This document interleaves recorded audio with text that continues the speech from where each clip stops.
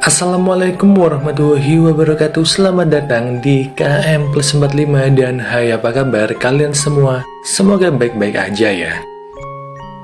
Oke guys, jadi di video kali ini aku mau ngebahas alur cerita dari film yang berjudul Surat dari Kematian. Nah, film ini sendiri adalah salah satu requestan dari kalian ya. Dan film ini sendiri adalah film horor Indonesia yang rilis di tahun 2020 yang lalu. Jadi bisa dibilang kalau film ini tuh lumayan baru lah guys. Terus untuk ceritanya sendiri, film ini bakal bercerita tentang teror dari surat misterius yang bikin orang yang diteror itu mati. Nah, seperti apa cerita selengkapnya? Langsung aja kita ke isi cerita film selengkapnya.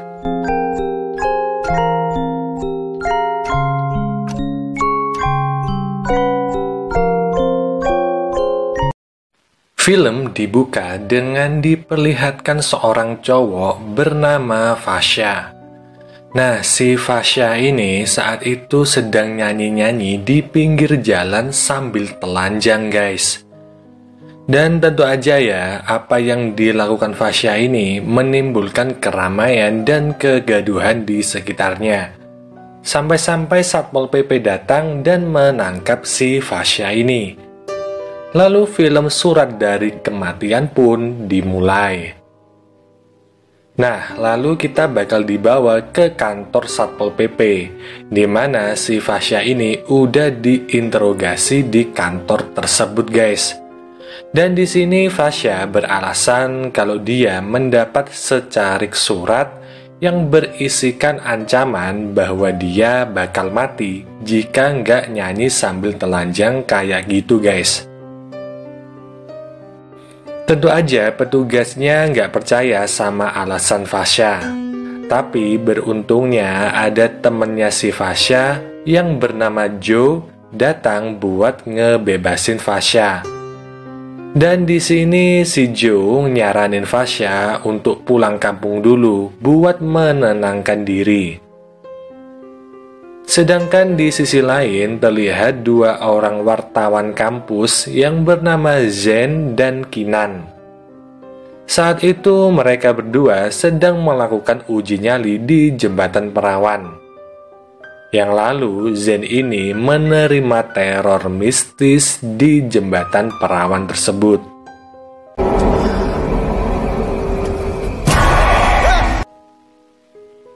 Keesokan harinya, Kinan dan Zen masih ngebahas kejadian tadi malam guys.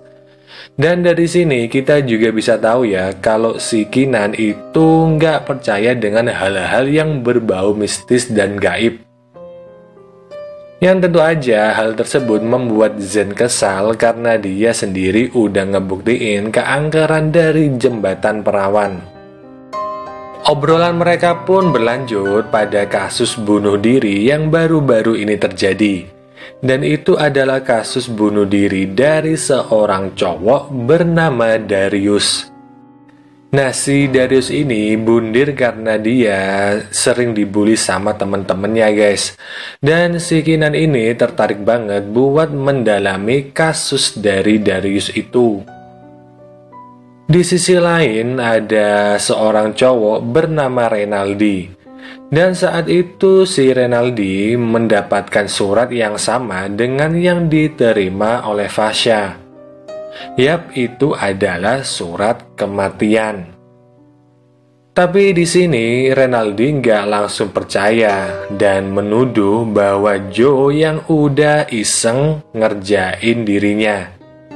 Dan kayak udah bisa ditebak ya, Joe ini mengelak akan hal tersebut. Sedangkan di malam harinya, saat Renaldi udah ada di kosan, tiba-tiba lampu kosan itu mati. Dan setelah Renaldi ngecek keluar kamar, lampu-lampu tiba-tiba hidup kembali guys. Dan saat ia bermaksud untuk kembali ke kamar kosnya, ia melihat satu sosok.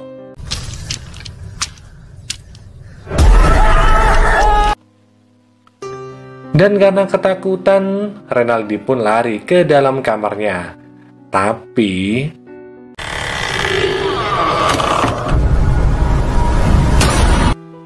beberapa hari pun berlalu, dan kini berita tentang hilangnya Renaldi udah menyebar. Kinan yang mendengar hal tersebut segera mengajak Zen untuk mencari berita akan kasusnya Renaldi.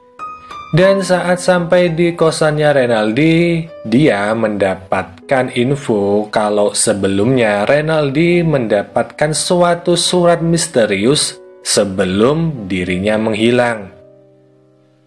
Dan di sini Kinan pun berkesimpulan ya bahwa surat tersebut adalah surat ancaman dari pembunuh berantai. Kinan juga bermaksud menemui Joe yang merupakan teman akrab dari Renaldi. Lalu malam harinya Kinan dan juga Zen menemui Joe. Tapi di sini Joe bilang kalau dia nggak tahu sama sekali akan surat misterius tersebut. Tapi ketika udah pulang ke rumah,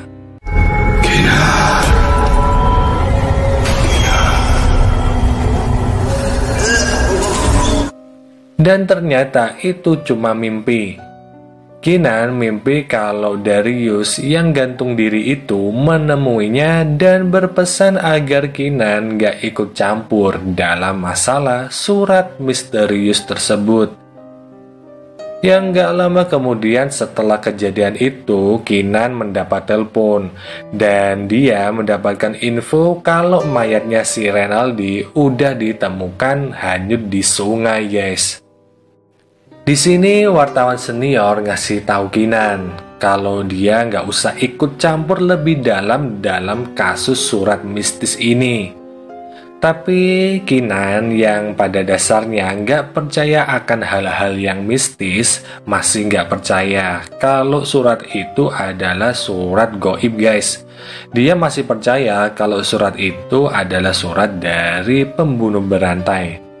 Dan hal ini berbeda banget dengan Zen yang percaya kalau itu benar-benar surat gaib dari arwah penasarannya Darius. Nah, sedangkan di sisi lain si Joe ini terlihat sangat panik mendengar kabar kematian Renaldi. Yang lalu ia juga mendapatkan surat mistis tersebut di dalam mobilnya. Lalu keesokan harinya, si Joe menemui Kinan. Di sini Joe minta tolong sama Kinan agar gak bernasib sama kayak Renaldi. Kinan pun menyusun rencana untuk menangkap pelaku teror surat tersebut. Karena pada dasarnya dia gak yakin ya kalau surat itu adalah surat mistis. Dia yakinnya sih surat dari pembunuh.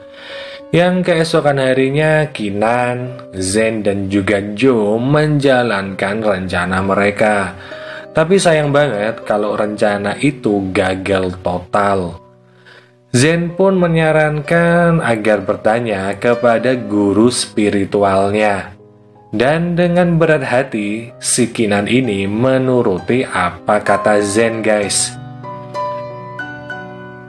Lalu saat mereka udah bertemu dengan gurunya Zen, mereka memutuskan untuk menemui arwah Darius dan meminta agar menghentikan teror surat mistis itu. Mereka bertiga lalu pergi ke tempat Darius gantung diri.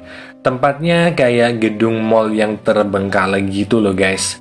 Tapi sayangnya ya, semua usaha mereka itu sia-sia.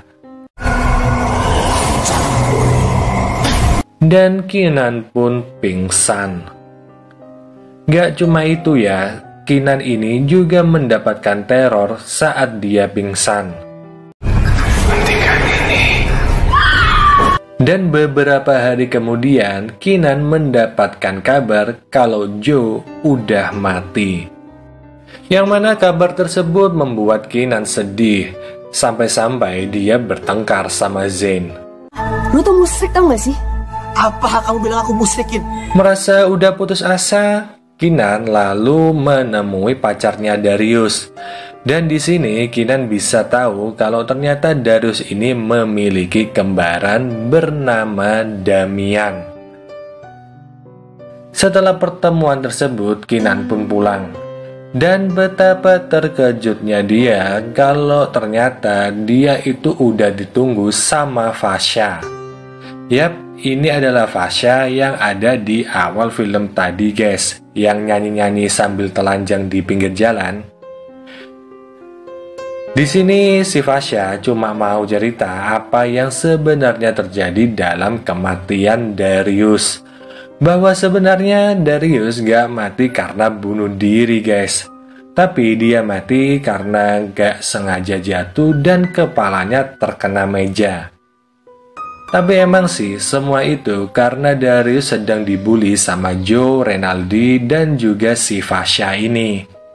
Lalu mereka bertiga pun memalsukan kematian Darius agar gak ditangkap polisi.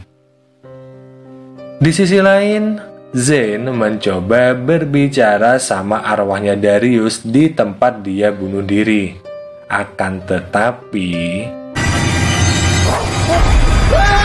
Kinan pun mendapatkan telepon, yang mana penelpon itu mengancam bahwa dia bakal ngebunuh Zane jika Kinan gak ngebunuh Fasya malam itu juga. Khawatir dengan Zane, Kinan bermaksud minta bantuan kepada guru spiritualnya Zane. Yang lalu Kinan ini pergi ke tempatnya Darius bunuh diri dan menemukan Zane yang udah disekap. Saat berusaha membebaskan Zane, seseorang datang. Dan seperti yang bisa kita duga, dia adalah Damian guys, kembarannya si Darius. Ternyata dalang dari surat kematian yang selama ini meneror adalah Damian. Dia bermaksud untuk balas dendam akan kematian Darius. Tapi sialnya karena Kinan dan Zane ini udah terlanjur mengetahui kedoknya, dia juga harus ngehabisin mereka berdua. Pertarungan pun gak terelakkan. Tapi tentu aja ya di sini Damian yang menang. Setelah berhasil ngebuat Kinan pingsan, Damian lanjut menusuk perutnya Zane. Tapi belum juga si Zane ini mati. Tiba-tiba Damian dirasuki oleh arwahnya Darius. Terus arwahnya Darius ini membawa tubuh Damian untuk loncat dari gedung supaya dia bisa mati sama kayak Darius. Tapi semua itu gagal gara-gara Zane yang menyelamatkan Damian di saat-saat terakhir. Singkat cerita, pagi pun tiba. Saat Kinan udah sadar, dia segera menghubungi polisi dan juga ambulan. Damian pun ditangkap polisi dan Zane segera dilarikan ke rumah sakit. Zane pun bisa diselamatkan dan di sini Kinan kembali berbaikan dengan Zane. Lalu film pun berakhir.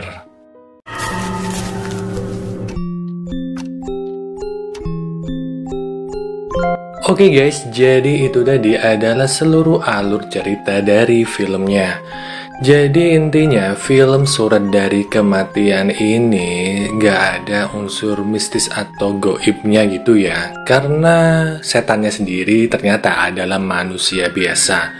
Ya meskipun tetap aja namanya juga film horor pasti ada hantunya guys. Kayak hantu Darius sama hantu penunggu Gama Plaza, tempat di mana mayat Darius digantung.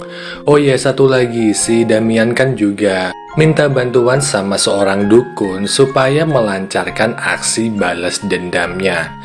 Oke lah, mungkin gini dulu aja ya pembahasan film kali ini. Kita jumpa lagi di video selanjutnya dan wassalamualaikum warahmatullahi wabarakatuh. Bye.